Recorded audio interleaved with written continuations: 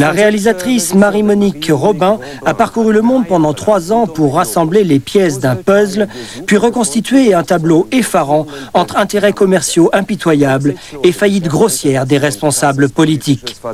Et là, pas de James Bond pour arrêter les méchants. Avant même cette diffusion, le film a déclenché de vifs débats. D'ailleurs, si vous souhaitez participer à la discussion, vous pouvez retrouver la réalisatrice sur notre forum Internet. Après le film, nous débattrons également en studio des conséquences des OGM. Le documentaire que vous venez de voir est édité en DVD. Pour le commander, rendez-vous sur notre site. Vous y trouverez également le livre de Marie-Monique Robin, Le Monde selon Monsanto.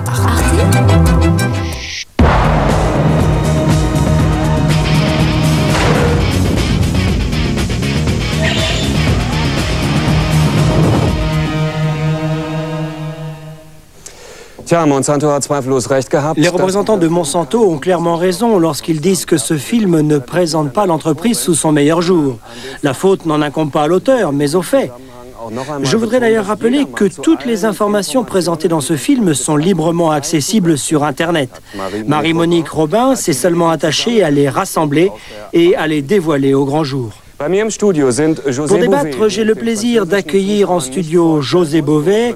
Est-il nécessaire de rappeler que vous êtes le leader de la Confédération paysanne et un farouche adversaire de la culture et de l'utilisation des organismes génétiquement modifiés dans l'alimentation, ce qui vous a valu plusieurs séjours en prison. Également avec nous, Christian Vello, chercheur en génétique.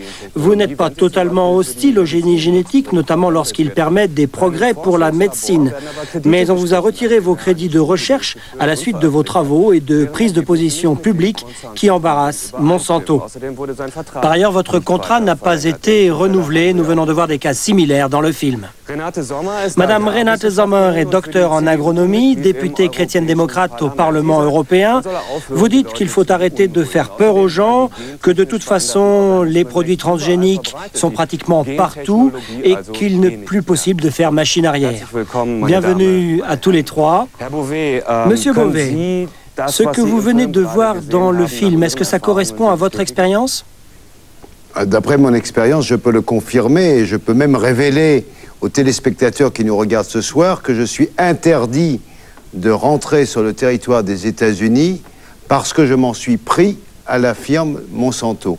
Les actions que j'ai menées en France, mais aussi ailleurs dans le monde, avec le mouvement des sans-terre au Brésil ou en Inde, font que depuis 2005, quand je rentre sur le territoire américain, ça m'est arrivé en 2005, on m'a interdit l'entrée du territoire parce qu'on m'a dit que j'avais agi contre les intérêts économiques des entreprises américaines. J'ai demandé laquelle et on m'a répondu Monsanto et on m'a remis directement dans l'avion pour revenir à Paris. Donc je peux confirmer l'ensemble des faits et j'ai participé notamment à l'action au niveau européen quand à la fin des années 80 on a voulu imposer l'hormone laitière dans l'élevage européen. Et on s'est battu au niveau européen avec la coordination paysanne européenne pour l'empêcher. Et c'est ce combat qu'on a continué en même temps contre les OGM.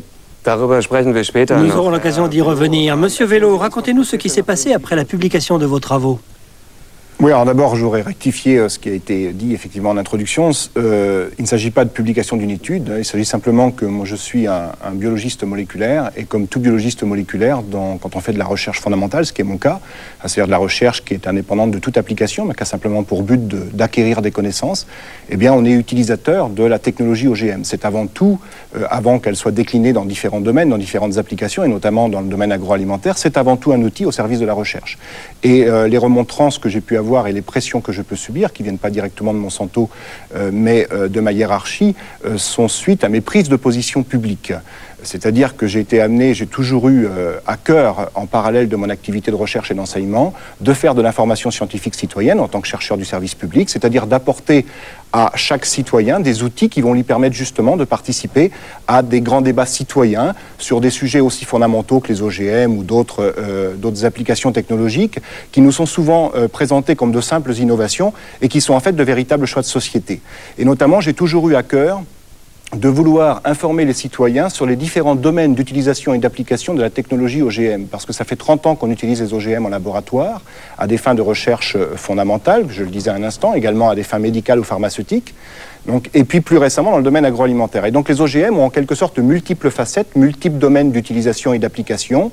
Et j'ai toujours eu à cœur de bien séparer ces domaines parce que l'on soit pour tous les OGM, contre tous les OGM, pour certains ou contre d'autres, les arguments que nous sommes amenés à déployer pour défendre notre point de vue ne sont pas de même nature parce que les problèmes posés par les OGM ne sont pas de même nature. Et j'ai toujours été profondément irrité par le fait qu'un certain nombre de scientifiques qui veulent défendre les OGM tous azimuts utilisent la vitrine médicale pour servir des arguments agroalimentaires. C'est la raison pour laquelle je me suis engagé dans ce débat. Et j'ai été amené à prendre des positions très tranchées, et notamment j'ai été amené à défendre les faucheurs volontaires dans un certain nombre de procès en France, parce que je considère que les faucheurs volontaires sont des éveilleurs de conscience et non pas des anti-sciences.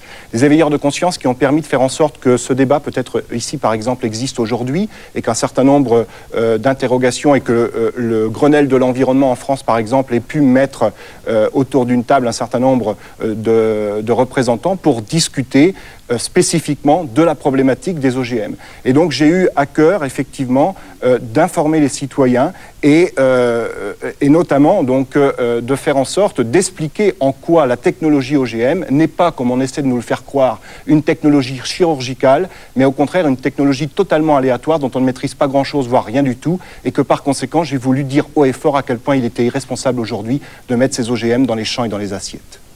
Madame Sommer, dans le film, nous avons vu le cas de plusieurs chercheurs qui ont perdu leur emploi parce que leurs travaux ne convenaient pas à Monsanto. Des chercheurs chez nous ou en Europe. Comment les politiques peuvent-ils tolérer cela ?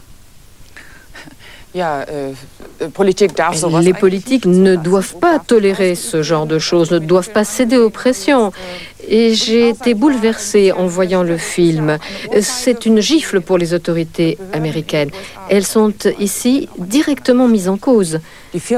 L'entreprise les a informées et les autorités, à leur tour, n'ont pas informé les citoyens. Elles ont même fait obstacle, en quelque sorte, à certaines recherches. Cela jette le discrédit sur l'Agence américaine de sécurité des aliments, la FDA. Je pense que le rôle de la politique, c'est de mettre en place des législations strictes qui permettent de faire face à une situation donnée de manière réaliste. Est-ce que quelqu'un de Monsanto a déjà essayé de prendre contact avec vous ?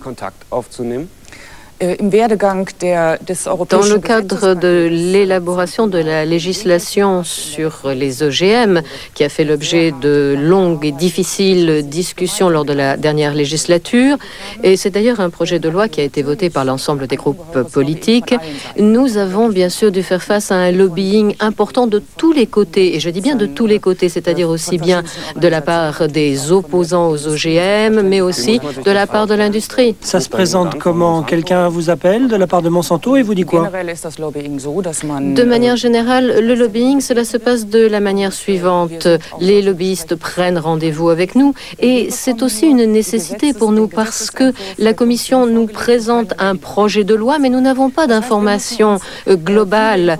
Et cela signifie qu'en fait, nous devons partir à la recherche de ces informations. Nous devons avoir de nombreux contacts pour essayer de constituer une sorte de mosaïque d'informations qui reflètent les différents points de vue. Y a-t-il des pressions ? Qui prennent en compte aussi les éléments scientifiques et de manière à ce que les citoyens soient effectivement protégés. Avez-vous subi des pressions ? Non, c'est rigoureusement impossible. Nous ne sommes pas corrompus, nous ne touchons pas de pot de vin non plus. Si quelqu'un essayait d'exercer des pressions sur moi, les choses se passeraient mal. Je rendrais cette information publique. Ce groupe de lobbying n'aurait plus aucun contact avec moi. José Bové, Madame Sommer nous dit que cela ne présente pas les autorités américaines sous leur meilleur jour, en particulier la FDA. Ça semble indiquer que les méchants Américains, rien ne va bien chez eux, mais ici en Europe, tout va pour le mieux. Vous êtes d'accord ? Non, je dirais qu'aujourd'hui, on a des grands problèmes. D'ailleurs, beaucoup de pays européens aujourd'hui remettent en cause, par exemple, l'organisme d'évaluation des OGM. C'est quelque chose qui est en train d'être contesté. La France, l'Italie, maintenant d'autres pays comme l'Allemagne, une majorité de pays européens veulent qu'il y ait une nouvelle commission d'évaluation parce que jusqu'à présent, bien, ça a été un peu le laisser-aller, on a laissé faire. Ça, c'est un premier problème.